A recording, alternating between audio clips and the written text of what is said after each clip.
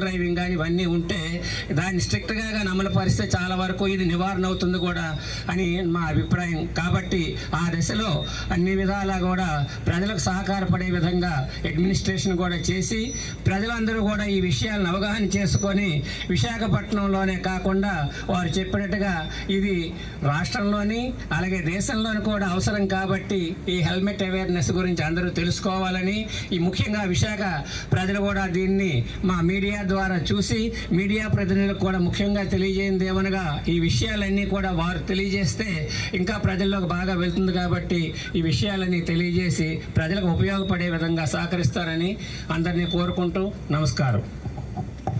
Thank you. ఇప్పుడు flag చేసినాక ఒక 1 కిలోమీటర్ అందరం వాక్ చేద్దాం.